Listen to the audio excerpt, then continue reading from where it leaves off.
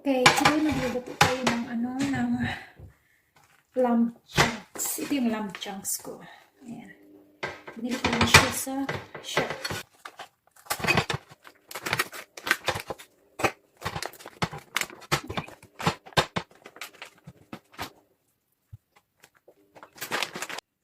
So, ugasan natin siya ng asin. Lagyan ko muna siya ng asin.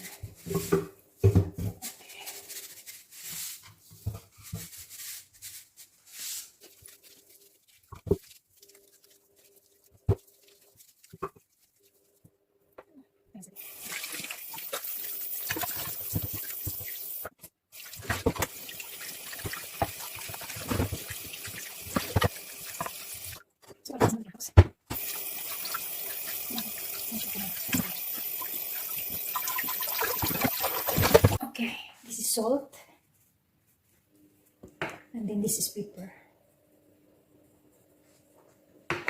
And then that's the chunky type of pepper.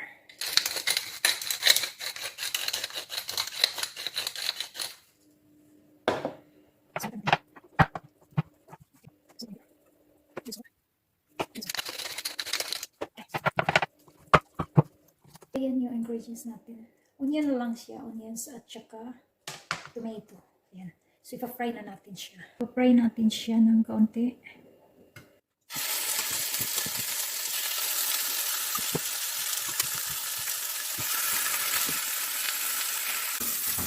Okay, this.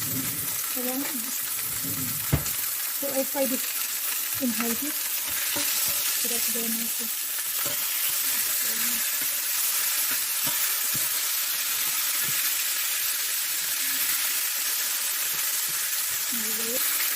So this one is a little brown, so it's really good one for here and fry it because I'm going to bake this.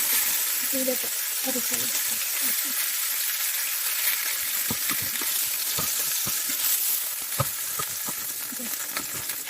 Okay, in the same pan, we're gonna fry the onions.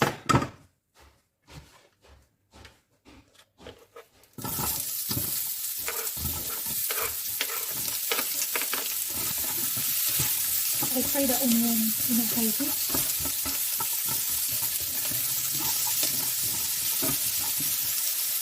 Okay, so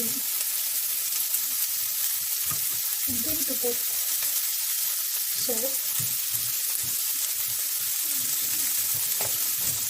and pepper as well.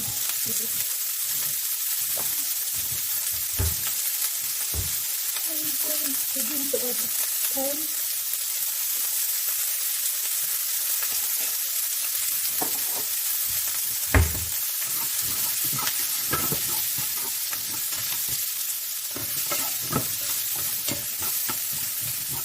Then I fry with tomato as well.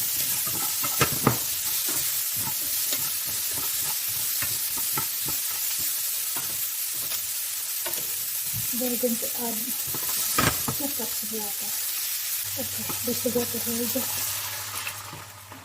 Add in there. So with 4 hours, ready here.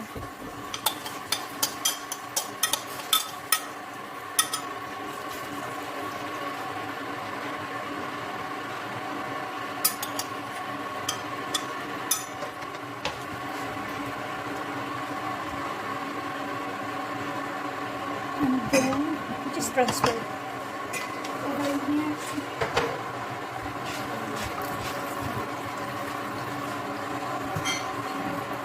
And we bake this for a low heat in the oven for 3 hours.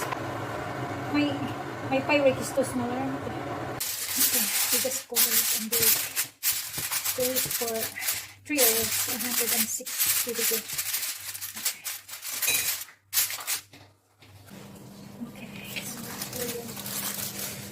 Ta-da!